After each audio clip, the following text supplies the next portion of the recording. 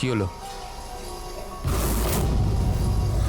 বুঝলি সিদ্ধার্থ, এটা ভেবে অবাক লাগছে যে এতক্ষণ সময় হয়ে গেল আর কেউ আমাদের ওই ব্যাপারে কিচ্ছু জিজ্ঞেস করলো না।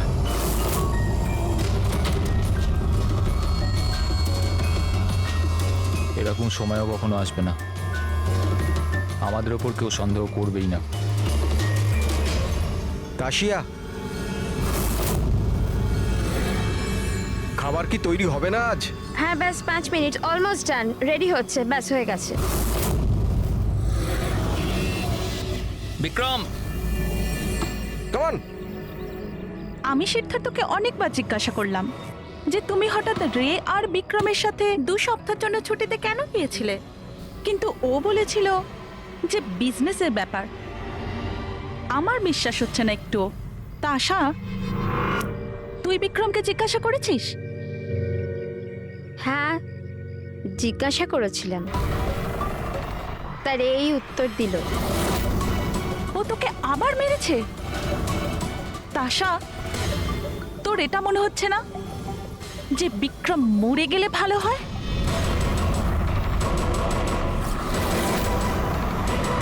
হ্যাঁ খুব মজা হলো, হাঁপিয়ে গেলাম রে। জায়গাটা হেভি ভাই, শহর থেকে অনেকটা দূরে, বেশ ফ্রেশ খুবই লাগছে। রিফ্রেশিং লাগছে, মাঝে মাঝে আসতে হবে। ঠিক বলেছিস ভাই। গুড জব ভূমি, অ্যারেঞ্জমেন্ট দারুণ হয়েছে। Thank you sir. Hello hello, এখানে নেটওয়ার্ক আসে না নাকি?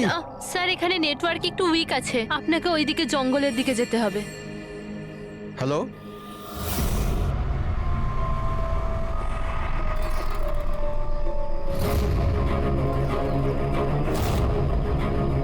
হ্যালো, তোর নেটওয়ার্ক কেন আসছে না? হ্যালো,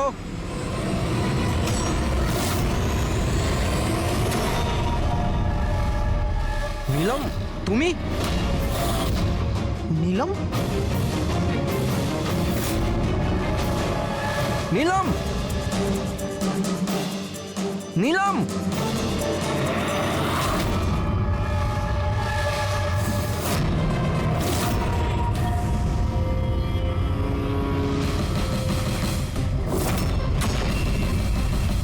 বিক্রম! এখানে নিলামকে কে ডেকেছে? বিক্রম? ও কেন ডাকতে যাবে? কিন্তু ও এখানে কি করে এলো? ওই দেখো নিলাম। নিলাম!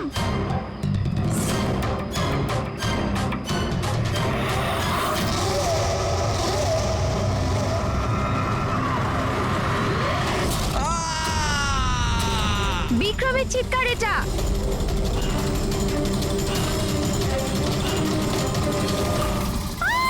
বিক্রম!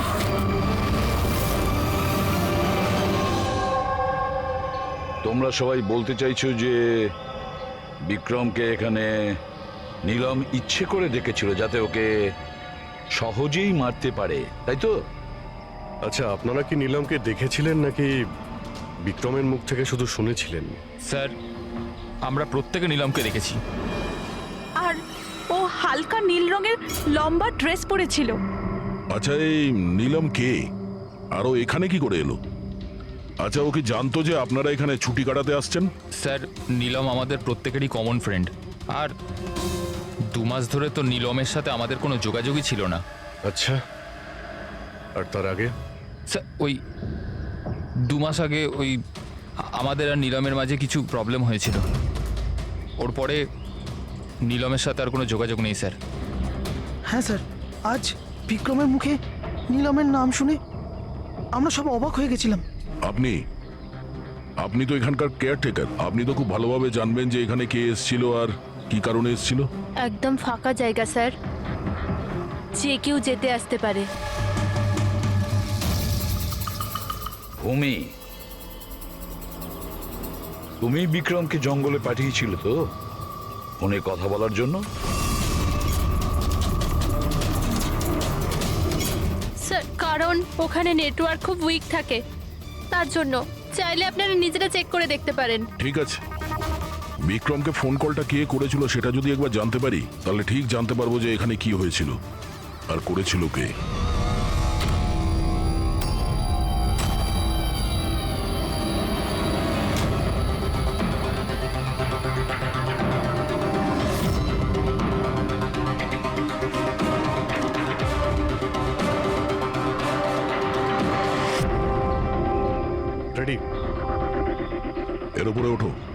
এই নাও।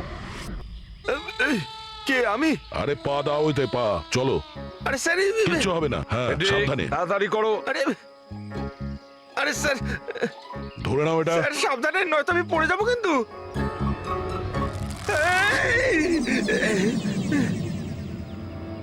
স্যার এরা হয়তো মেয়েটার নাম বলছে, কিন্তু এদের কথায় বিশ্বাস করা একটু মুশকিল।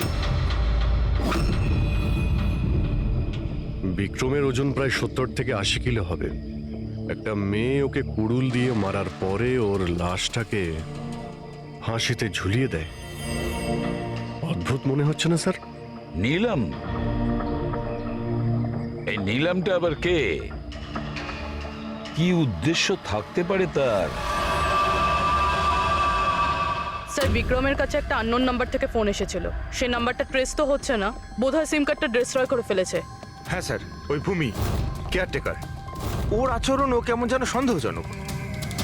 ঠিক আছে, দেখা যাক। নিলামের সঙ্গে দেখা করি আগে। এক্সকিউজ মি, এটা কি নিলামেরই বাড়ি? হ্যাঁ, এটা নীলমেরই তো বাড়ি, আর আমি ওর মা হই। আপনারা কারা? আমরা সিআইডি থেকে। সিআইডি? বলুন কি ব্যাপার? অ্যাকচুয়ালি পিনাকি ওয়েস্টে একটা ফার্ম হাউস আছে, সেখানে খুন হয়েছে। ওখানে যারা ছিল তারা এটা বলছে যে ওখানে নিলামকে দেখেছিল। কি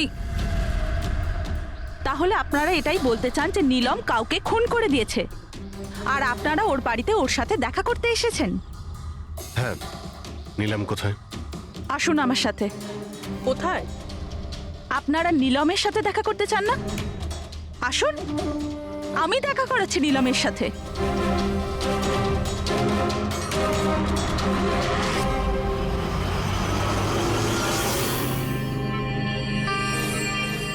এই যে আমার নীলম, দেখছেন আপনার এর অবস্থা? মেশিনের দ্বারা জীবিত আছে, শুধুমাত্র চোখ ছাড়া এর শরীরের কোনো অংশের কোনো প্রতিক্রিয়া নেই। আর আপনারা বলতে চাইছেন যে যে এই মেয়েটি কারোর খুন করে দিয়েছে?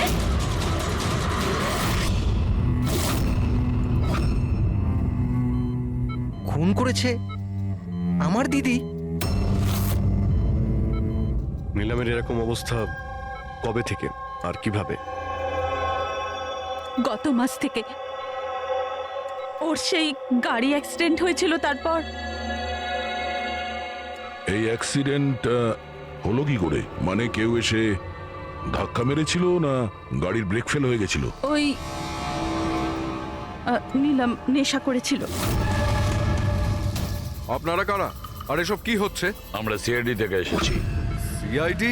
দেখুন ডক্টর, ওর খুব কাছের বন্ধু বিক্রম, যাকে কেউ নৃশংসভাবে হত্যা করেছে। আর ওখানে যারা ছিল তাদের বক্তব্য হলো এও নাকি ওখানে উপস্থিত ছিল। দিস ইজ নট পসিবল, এটা হতে পারে না। ওরা সবাই মিথ্যে কথা বলছে। বিক্রম আর ওর বন্ধুরা একেবারেই দিদির বন্ধু নয়, বিজনেস পার্টনার ছিল। চিট করেছে ওরা দিদিকে, ঠকিয়ে বিজনেস থেকে আলাদা করে দিয়েছে। ভালোই হয়েছে, ওই 3 জন চিটারের মধ্যে একজন মারা গেছে। খুব ভালো হয়েছে। আমাদের কাছে 5 জন আই উইটনেস আছে, প্রত্যক্ষদর্শী, যারা ওকে ওখানে ঘটনা ঘটার সময় দেখেছিল। আপনি বলতে চাইছেন ওর অবস্থা খুব শোচনীয়? দেখুন, আপনার কথা শুনে আমি খুব অবাক হয়েছি। নীলম সেই অবস্থাতেই নেই যে কোনো মুভমেন্ট করতে পারে। ও নিজের ইচ্ছায় একটা আঙুলও নাড়াতে পারবে না। হ্যাঁ, এটা ঠিক যে ও আমাদের দেখতে পারে, আমাদের শুনতে পারে, আমাদের বুঝতে পারে, কিন্তু এর থেকে বেশি কিছু নয়। ও যে কিছুটা করতে পারছে সেটা আমাদের দেওয়া স্টিমুলেশনের জন্য। মানে? আমরা কন্টিনিউয়াসলি ওর ব্রেন ম্যাপিং করছি, ওর মস্তিষ্কের অবস্থার প্রোগ্রেস দেখার জন্য। এটা জানার জন্য যে নীলমের শোনার, দেখার, শোয়ার আর স্পর্শ অনুভব করার কতটা ক্ষমতা আছে, যাতে ওর রিকভারি তাড়াতাড়ি হতে পারে। কিন্তু নীলম শুধু মিউজিক আর ফ্রেগ্রেন্স, তার মানে সুগন্ধতে রিয়্যাক্ট করছে, কারণ ওর মস্তিষ্ক এইসব জিনিসে রেসপন্ড করে। নীলম এই মুহূর্তে একটা প্রাণহীন ফার্নিচারের মতো। ও এখান থেকে নড়তেই পারবে না, কারণ মার্ডার কি করে করবে? বিক্রম নিলামকে দেখেছিল আর ওর পিছু নিয়েছিল। রে, সিদ্ধার্থ আর তাশিয়া, মনিকাও দেখেছিল। এতজন দেখেছে, সবার ভুল হতে পারে, এটা কি করে সম্ভব? কিন্তু নীলমের এই অবস্থা তো আমরা দেখছি স্যার। দেখুন ডক্টর, আপনাদের হসপিটালের গেট থেকে শুরু করে এই পুরো হসপিটালের সিসিটিভি ফুটেজ আমি দেখতে চাই। সরি স্যার, গত সপ্তাহে সিসিটিভি ক্যামেরা খারাপ হয়ে গেছে, কোনো ফুটেজ তো নেই আমাদের কাছে। এখন ডক্টর একটা কথা মনে রাখবেন যে যদি এটা প্রমাণ হয় যে নিলামি ক্রাইম সিনে ছিল, তাহলে আপনার লাইসেন্স ক্যান্সেল হতে পারে।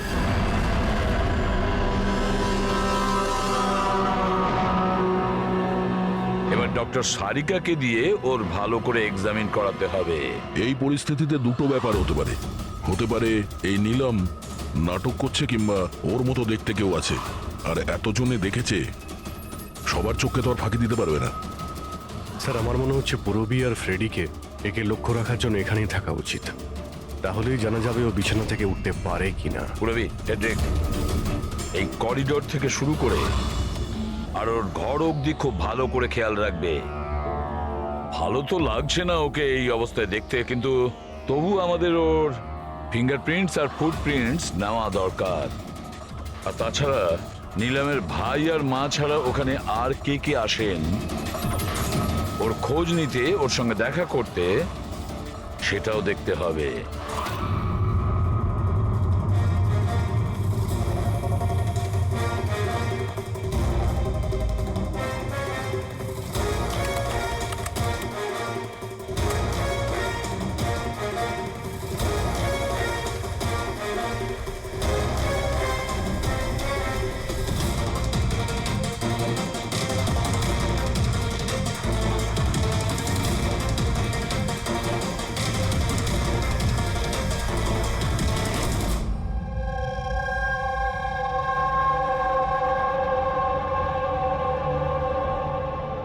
আপনারা সবাই তো নিলামের প্রতিবেশী, তাহলে আপনারা তো অবশ্যই জানবেন যে নিলামের কি কোনো যমজ বোন আছে? না স্যার।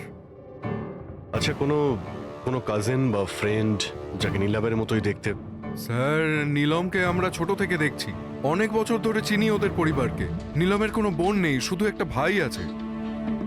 আচ্ছা আচ্ছা রাজু, তুমি তো অনেক বছর ধরে এখানে কাজ করছো, তুমি নিশ্চয়ই জানবে।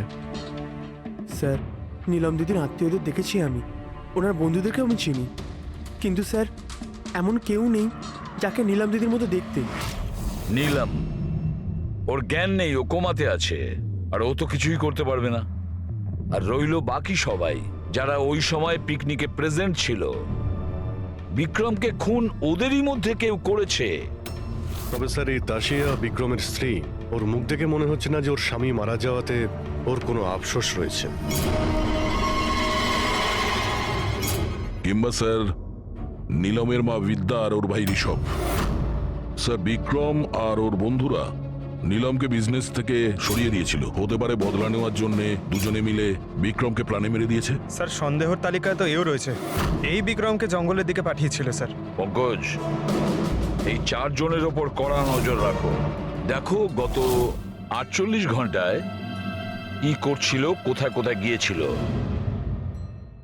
স্যার, স্যার আমার একটা ব্যাপার একদম ভালো লাগেনি। কি ভালো লাগছে না ভাই?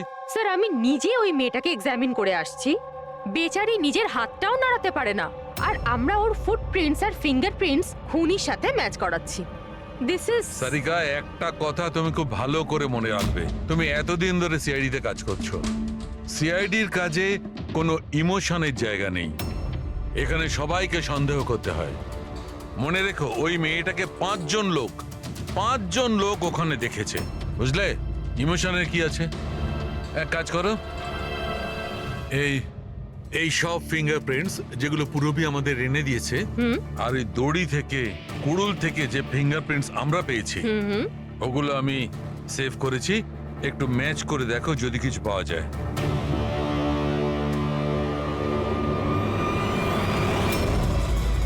গড, এটা তো ম্যাচ হয়ে গেছে। ম্যাচ হয়ে গেছে। হসপিটালের যে ভিজিটার্স বুক আছে, সেই হিসাবে কোনো একজন ডক্টর রজত আছে যে গত 2 সপ্তাহ ধরে এই নীলামের সঙ্গে দেখা করতে আসছে। ডক্টর রজত? আচ্ছা, উনি কি সেই যিনি অ্যাস্ট্রোফিজিক্স আর প্যারানর্মাল সায়েন্স নিয়ে কাজ করছেন? হ্যাঁ শালুকে, বলো। কি নীলম ক্রাইম সিনে গিয়েছিল? নীলম হাঁটতে পারে? ডক্টর রজত, নিলাম তো চলাফেরা করতে পারে, কারণ ক্রাইম সিনে আমরা যে ফুটপ্রিন্ট আর ফিঙ্গারপ্রিন্ট পেয়েছি সেটা তো ওর সঙ্গে ম্যাচ করে গেছে। তাহলে এই পুরো বিষয়ে আপনার কি রোল? দেখুন, আমি আপনাদের কথা অস্বীকার করছি না। হসপিটালের বেড থেকে নিলাম উঠতে পারে। হ্যাঁ, ওর ফিঙ্গারপ্রিন্টস আর ফুটপ্রিন্টস অ্যাস্ট্রাল প্রজেকশনের সাথে মিলবে কি মিলবে না, that I am not sure. Excuse me, কি বললেন আপনি? Astral, what is that mean? এক minute, astral projection? Are you joking? আমার সঙ্গে মজা করছেন না তো? নীলমের ভাই ঋষভকে আমি বলেছিলাম একটা বিশেষ মিউজিক চালানোর জন্য আর নীলমের পাশে ফুল রাখার জন্য। এই কাজটা ওর মস্তিষ্কে প্রভাব ফেলবে, ওটা তাড়াতাড়ি কাজ করতে থাকবে আর নীলম তাড়াতাড়ি সুস্থ হয়ে যাবে। এখন বুঝতে পারছি যে নীলমের মস্তিষ্ক খুব বেশি পাওয়ারফুল হয়ে গেছে, এতটা যে ও নিজেকে অন্য কোথাও প্রজেক্ট করতে পারে। ও নীলম নয়, ওর অ্যাস্ট্রাল প্রজেকশন। এক মিনিট, আপনি বলছেন যে ওর প্রজেকশন অন্য জায়গায় করতে পারবে? এটা কিভাবে সম্ভব? দেখুন, অ্যাস্ট্রাল প্রজেকশনকে যদি খুব সাধারণভাবে আপনাকে বোঝাই তাহলে সেটা এইভাবে। দেখুন, যেমন মরার পরে মানুষের আত্মা তার শরীর থেকে আলাদা হয়ে যায়, ঠিক একই রকম জীবিত মানুষের চেতনাকেও ফিজিক্যালি বাইরে বের করা সম্ভব। আর যেমন আমি বুঝি যে নীলমের কেসেও এরকমই কিছু হয়েছে। দেখুন ডক্টর রজত, সায়েন্সে এমন কোনো প্রমাণ নেই যাতে এই কথাটা কনফার্ম হতে পারে যে শরীর থেকে আত্মাটাকে বাইরে বার করা যায়। আর আপনার থিওরি অনুযায়ী একটা 40-45 কিলো ওজনের একটা মেয়ে যে কোমায় রয়েছে, সে একজন 85 কিলো ওজনের একটা লোককে দড়িতে ঝুলিয়ে দিয়েছে। তার মানে আপনারা আমার কথা বিশ্বাস করছেন? তাহলে আপনারাই বলুন, এক হাত পায়ে অক্ষম মেয়ে যে হাসপাতালের বেডে পড়ে আছে, সে একই সময় দুটো আলাদা আলাদা জায়গায় কিভাবে থাকতে পারে? থ্যাংক ইউ ভেরি মাচ, সেটা আমরা খোঁজ নিয়ে নিচ্ছি।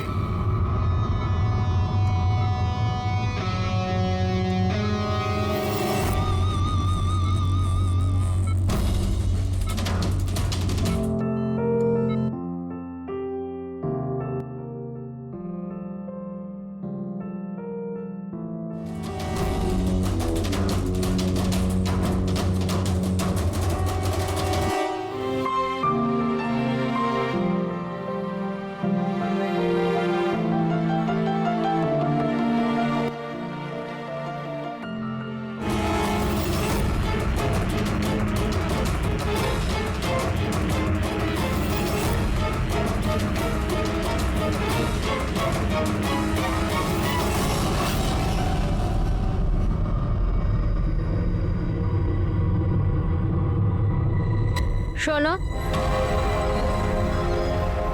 আমি তোমাকে কিছু বলতে চাই।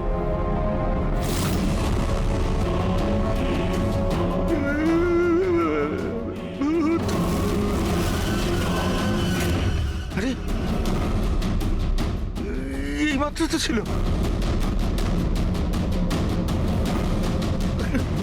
কোথায় হাওয়া হয়ে গেল?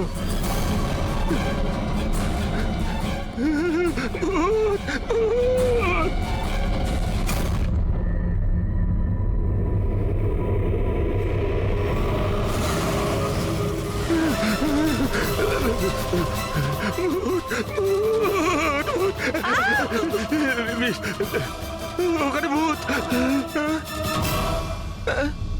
কোথায়? পুরবি, আমি ওকে নিজের চোখে দেখেছি, ওখানে দাঁড়িয়ে ছিল। হঠাৎ করে উধাও হয়ে গেল। কিন্তু নিলাম তো এখানেই ছিল, এখান থেকে ওঠেও নি। এই নিলাম একই সময় দু জায়গাতে?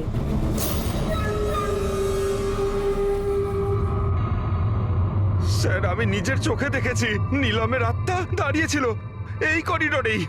স্যার, ওর রুমেই ছিল। ঋষভ মিউজিক অন করে ফুল রেখে শুতে চলে গেছিল। এরকম প্রথমবার হয়নি স্যার, আমি দেখেছি। স্যার, ওর বডি এখানেই থাকে আর ও বাইরে ঘুরে বেড়ায়।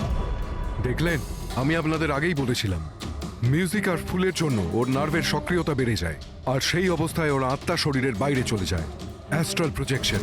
Astral projection? হ্যাঁ। ঋষভ, ভেতরে যাও, গিয়ে মিউজিক চালাও, যেটা তুমি তোমার বোনকে শোনাও, আর ওই ফুল সেটাও রাখো। হ্যাঁ স্যার। এবারে দেখবো।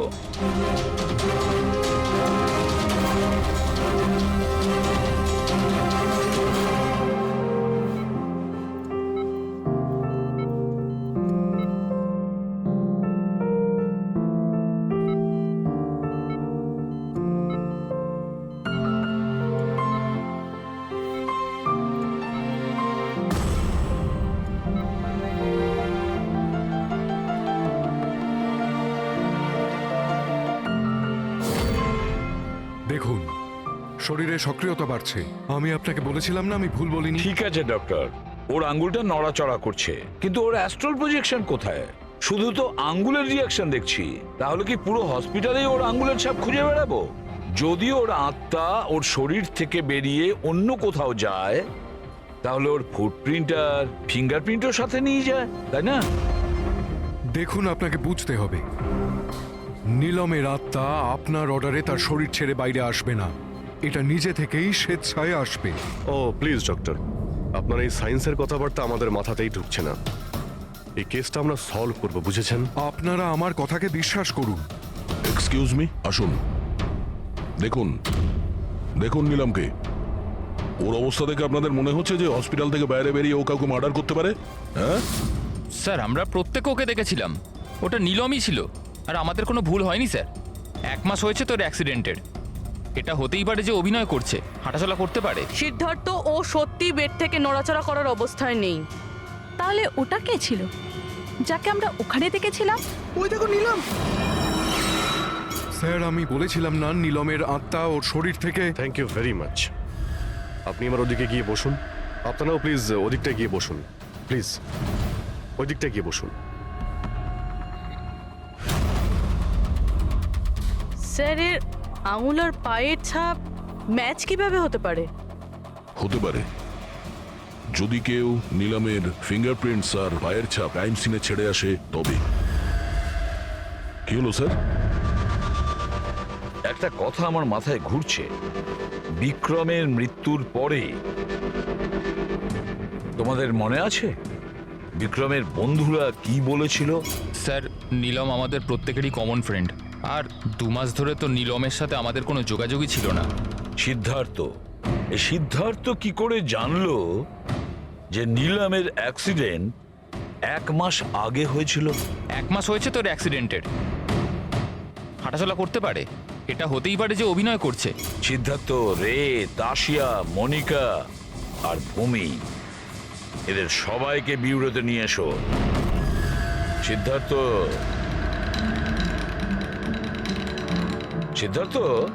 Yes sir. নীলমের সঙ্গে শেষ কবে দেখা হয়েছিল? স্যার, আমি তো বলেইছিলাম, প্রায় 2 মাস আগে। আসলে হয়েছে কি, একটু ভুলে যাই, বয়স হচ্ছে তো। 2 মাসের মধ্যে যখন দেখা হয়নি, তাহলে নীলমের অ্যাক্সিডেন্টের ব্যাপারে তুমি কিভাবে জানলে? স্যার, ঠিকঠাক তো মনে নেই, কিন্তু কথায় কথায় বিক্রমই বলেছিল আমাকে। তোমরা বিজনেস পার্টনার ছিলে, তাই ও মারা যাওয়াতে সব থেকে বেশি লাভ তো তোমাদেরই হয়েছে। স্যার, বিজনেস পার্টনার ছিলাম, খুনি নয়। আর ও বন্ধু ছিল আমাদের। ওর ব্যাপারে আমরা এসব ভাবতেই পারি না। যদি লাভের কথা বলেন তো বিক্রমের মৃত্যুর লাভ তো সবচেয়ে বেশি ওর ওয়াইফ তাশিয়ারই হয়েছে। বিক্রমের মৃত্যুর পর আপনার প্রতি হওয়া অত্যাচার কমে গেল। এটা ছাড়া আর কোনো সুবিধা পেয়েছেন আপনি? হ্যাঁ, বিক্রম চলে যাবার পর আমার আর ভয় লাগে না, আর আমি বেশ ভালোই আছি। কিন্তু আমি বিক্রমকে মারিনি। নীলমকে চেনেন আপনি? আমি নীলমকে একদমই চিনি না। 25শে জুলাই যেদিন নিলামের অ্যাক্সিডেন্ট হয়, সেই সময় তোমরা কোথায় ছিলে? স্টার ক্লাব, বিকেসি, তারপর আমরা এয়ারপোর্ট গেছিলাম স্যার। সিদ্ধার্থ, তোমার স্মৃতিশক্তির প্রশংসাই করতে হয়। স্যার, মনে তো থাকবেই, ওয়ার্ল্ড ট্যুরের জন্য টিকিট আমি তো বুক করেছিলাম। ট্রাভেল এজেন্ট কে ছিল? সাইমা ট্রাভেলস। যেই বাংলোতে আপনি ছুটি কাটাতে গিয়েছিলেন, ওখানে যাওয়ার আগে আপনি ওখানে 2-3 বার গিয়েছিলেন। কি করতে গিয়েছিলেন? আমি এটাই দেখতে গিয়েছিলাম যে ওখানে কেমন সব ব্যবস্থা, ওটাই দেখাচ্ছিল। ভূমি, আপনি বিক্রমকে বাংলোর পিছনে এইটা বলে পাঠিয়েছিলেন ওখানে নেটওয়ার্ক আসে, কিন্তু এটা সত্যি না। আমরা চেক করেছি।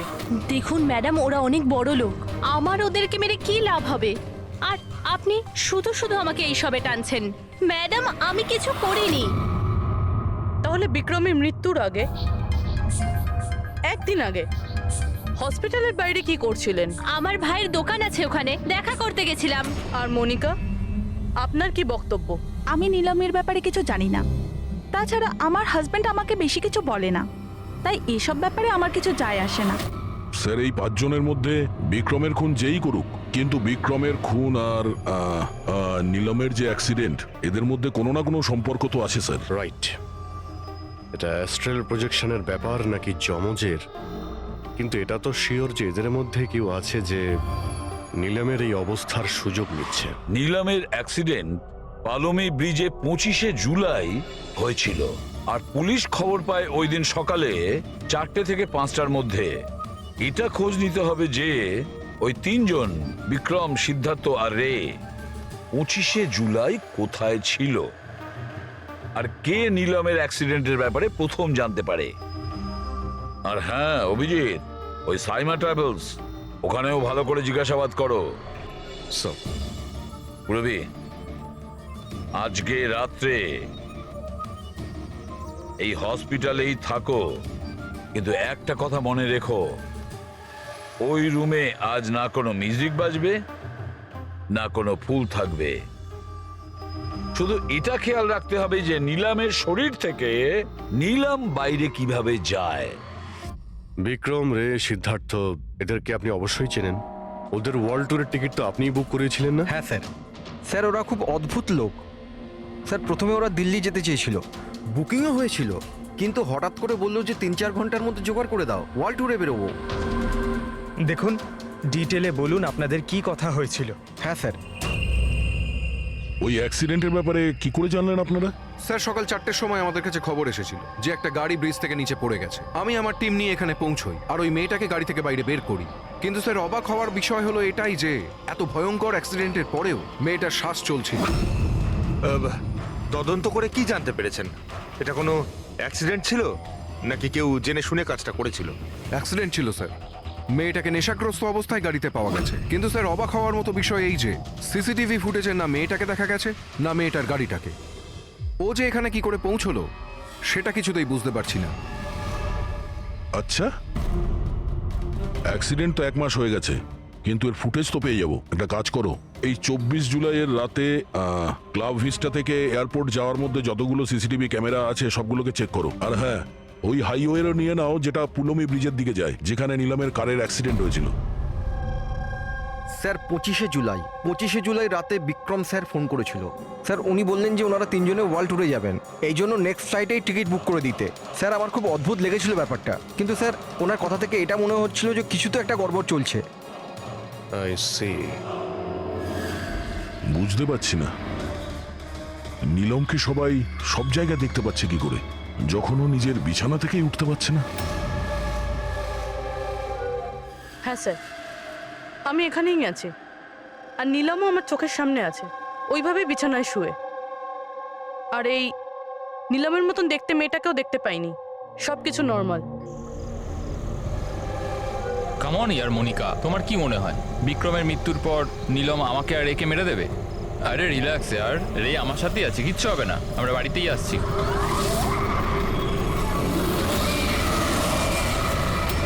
নিলাম, নিলাম, সিদ্ধার্থ সামনে নিলাম দাঁড়িয়ে আছে।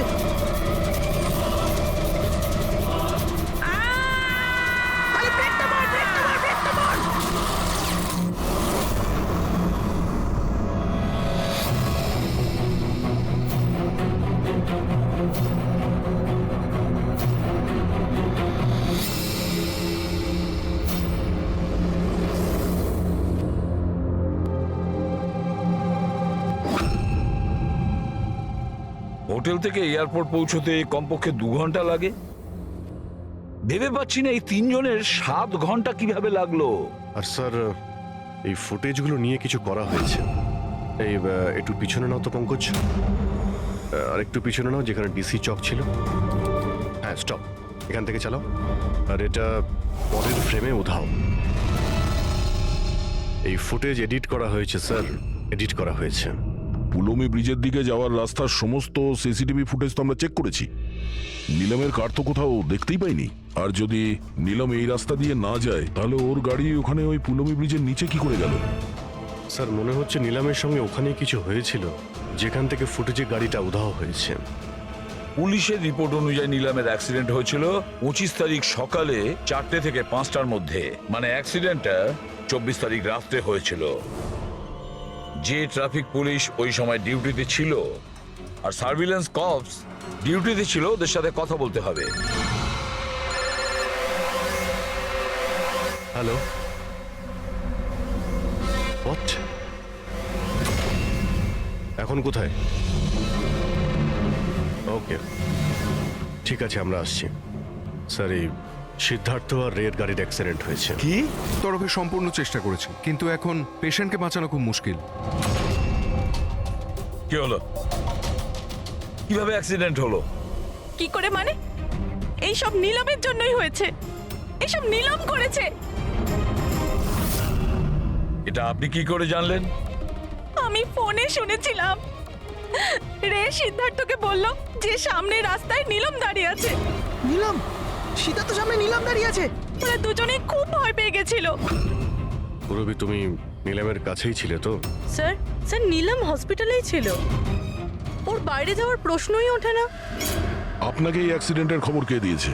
12:30টার সময় কারো ফোন এসেছিল, কিন্তু ফোনেতে নিজের নামটাও বলেনি।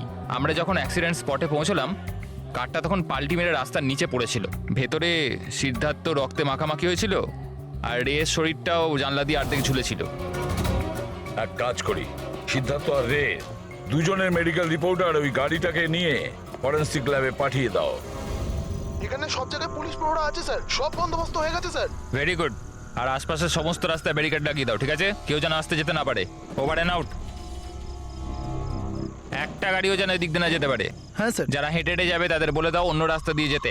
কাল সকালবেলা এখান দিয়ে ভিআইপির একটা বড় কনভয় যাবে, আর ভেতর থেকে আমরা খবর পেয়েছি যে ওই কনভয়ের মধ্যে একটা গন্ডগোল হতে চলেছে। কারোর ওপর যদি একটুও সন্দেহ হয় সঙ্গে সঙ্গে আমাকে জানাবে। সব সিসিটিভি ক্যামেরা জাজ হয়ে গেছে, সব ঠিকঠাক কাজ করছে। গুড।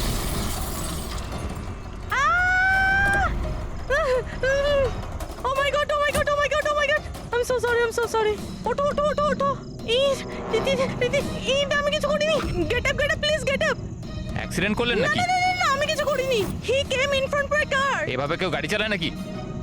স্যার এ তো মরে গেছে। মরে গেছে? না না না না না, আমি কিছু করিনি। আরে ম্যাডাম, এই সিসিটিভি ক্যামেরাতে সবকিছু রেকর্ড হয়ে গেছে। এইটা চালু আছে? হ্যাঁ চলে এগুলো। এটা কেন চলে? অ্যারেস্ট করো ওনাকে। Listen listen listen listen listen. Actually আমার হাজবেন্ড যে আছে, he is a very very rich man. টাকার কোনো অভাবই নেই ওনার। তো যদি আপনারা চান তো তো এই ফুটেজটা ডিলিট করা যায় না? এক minute. Get up get up get up, save some money, gate up please please, get up please. Madam, হ্যাঁ 10 লাখ। 10 লাখ? সিসিটিভি ফুটেজও গায়েব হয়ে যাবে, তার সাথে সব প্রমাণও। আরে এটার থেকে বাঁচতে গেলে এটুকু টাকা তো দিতেই হবে ম্যাডাম। শুধু টাকা নিলেই হবে না,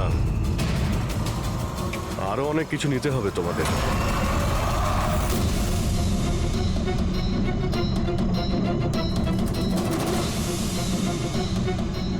স্যার, তোমরা জানো তোমাদের ডিউটি আজকে এখানে কেন ছিল? কারণ আমরা জানতে চেয়েছিলাম যে 24শে জুলাই রাত এখানে কার ডিউটি ছিল আর কে টাকা নিয়ে অপরাধীদের ছেড়ে দিয়েছিল। তোমার মতো লোকের পুলিশে থাকার কোনো অধিকার নেই। এবার পরিষ্কার করে বলো, সেই রাতে কি হয়েছিল? তাহলে তোমরাই কি ওই সার্ভেলেন্সের ফিল্মটা এডিট করেছিলে? স্যার, ওরা বড্ড প্রেশার দিচ্ছিল। আরে ওরা বড় বড় বিজনেসম্যান। স্যার, ওদের হাত অনেক ওপর অবধি। চুপ করো, পরিষ্কার করে বলো কি হয়েছিল। স্যার, ওই রাত্রির প্রায় 2:30টার সময় বিক্রম, রে আর সিদ্ধার্থর গাড়িটা নীলমের গাড়িটাকে ধাক্কা মারে। আর ওদের মনে হলো যে মেয়েটা মরে গেছে। ওরা বড্ড ঘাবড়ে গেছিল স্যার। ওরা শুধু আমাদেরকে এটুকুই করতে বলেছিল যে এই সিসিটিভি ফুটেজের ওদের অংশটুকু যেন আমরা বাদ দিয়ে দিই, বাকি মেয়েটা আর ওই গাড়িটার ব্যবস্থা ওরা নিজেরাই করে নিতে পারবো বলেছিল। স্যার, সেই জন্য নীলাম প্রতিশোধ নিচ্ছে। যখন ওর অ্যাক্সিডেন্ট হয় এরা তিনজন ওকে এখানেই ফেলে গেছিল। নিলাম নয়, অন্য কেউ, যে রে, সিদ্ধার্থ আর বিক্রান্তের উপরে প্রতিশোধ নিচ্ছে।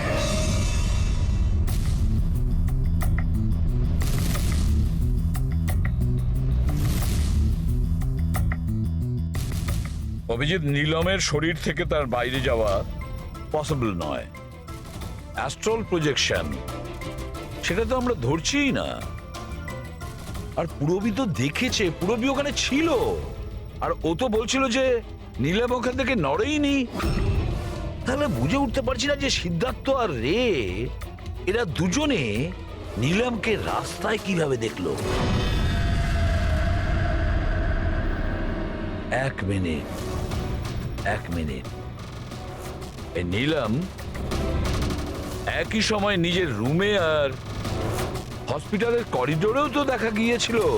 এক মিনিট বস, এই যে গাড়িটা নীলমকে হঠাৎ দেখে ঘাবড়ে গিয়ে উল্টে যায়নি, বরং এই গাড়িটাকে অ্যাক্সিডেন্ট করানো হয়েছে।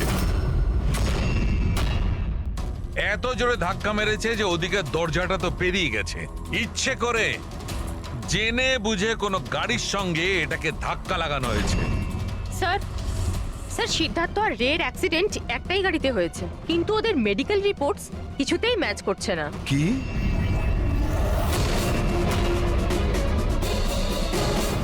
হ্যাঁ বস,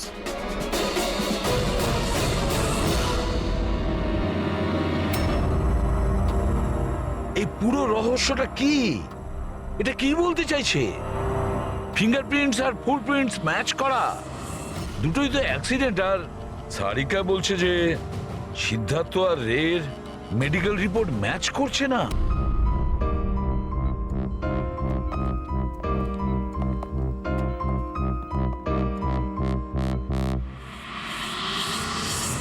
যে বিক্রমকে খুন করেছে আর সিদ্ধার্থ আর রের এই অবস্থা করেছে, এই সব কাজ নীলামের নয়, অন্য কারণ।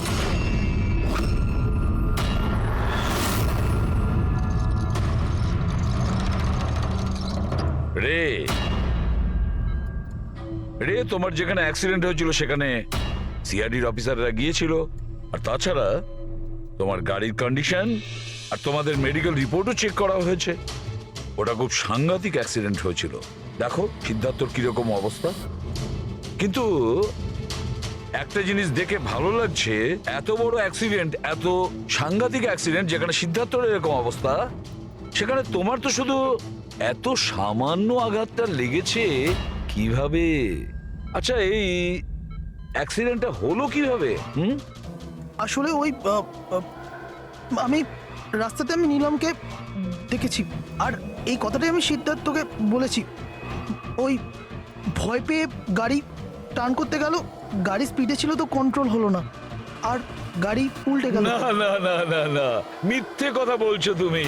তোমার গাড়ি উল্টে যায়নি, অন্য গাড়ি এসে তোমাকে ধাক্কা মারে। কে?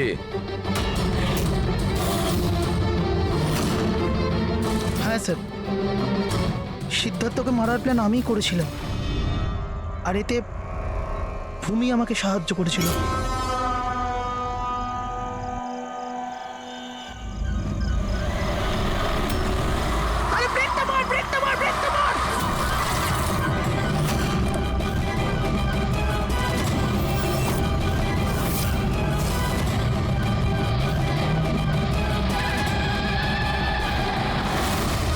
তাহলে ভূমিকে আমরা ভুল সন্দেহ করিনি।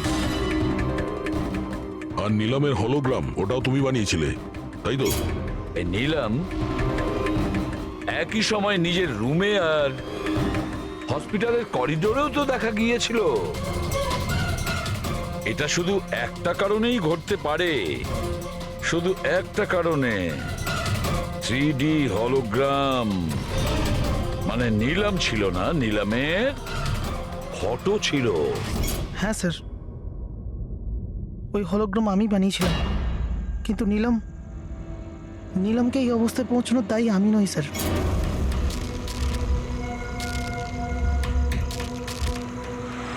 এই নিলাম আমাদের ডিসি চকে কেন ডাকলো? ও আমার উপর লিগ্যাল অ্যাকশন নেবার কথা ভাবছে, কিন্তু আমি ওকে 1 টাকাও দেবো না। ওর হিসেব আমি আজকে একদম শোধ করে দেবো। আরে কি করছিস বিক্রম? ও বন্ধু আরে আমাদের। উড়িয়ে দে এটাকে বিক্রম। আরে সেটা তো তুই চুপ করে বস না। না বিক্রম, না না না বিক্রম। আমি বিক্রমকে আটকানোর চেষ্টা করেছিলাম, কিন্তু স্যার বিক্রম আমার একটা কথাও শুনলো না। আমি নিলামকে বাঁচাতে চাইছিলাম স্যার, ওকে হেল্প করতে চাইছিলাম, কিন্তু এই দুজনে আমাকে কিছু করতে দেয়নি।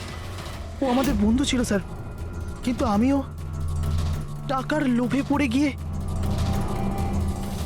সিদ্ধার্থ আর বিক্রমের সাথে মিলে নিলামের সাথে বেইমানি করলাম স্যার। ওকে বিজনেস থেকে বের করে দিলাম, আর ওকে মরার জন্য ছেড়ে দিয়ে আমরা 3 জন ওয়ার্ল্ড ট্যুরে চলে গেছিলাম। কিন্তু স্যার যখনই আমরা ফিরে এলাম, তখন থেকে আমি বুঝতে পারলাম যে সিদ্ধার্থ আর বিক্রম মিলে আমাকেও এই বিজনেসের পার্টনারশিপ থেকে বাইরে বের করে দিতে চাইছে। কিন্তু এর আগে এই দুজন নিলামের মতো আমার সাথেও বেইমানি করে। আমি এই দুজনকে আমার রাস্তা থেকে সরানোর প্ল্যান করলাম, আর নিলামের সাহায্য নিয়ে ওদেরকে ভয় পাওয়াতে শুরু করি। তাহলে এই বাংলোতে ছুটি কাটানোর আইডিয়া তোমারই ছিল? হ্যাঁ, ওখানে আমি দুজনকে রেখেও ছিলাম বিক্রমকে মারার জন্য। আমি যা করেছি আমার আফসোস নেই স্যার। নীলমের এই অবস্থাতে আমার পরিচয় গোপন করে ওকে টাকা দিয়ে সাহায্য করছিলাম। জেল যাওয়ার পর এটাই চাইবো যে ওর চিকিৎসা যেন কিছু কম না হয়। আর ভূমি আমার অফিসে কাজ করতো স্যার, এই জন্য আমি জানতাম যে ও আমার সঙ্গ দেবে। আর আমি ভূমিকে ব্যবহার করেছি নীলমের 3D হলোগ্রাম লাগানোর জন্য।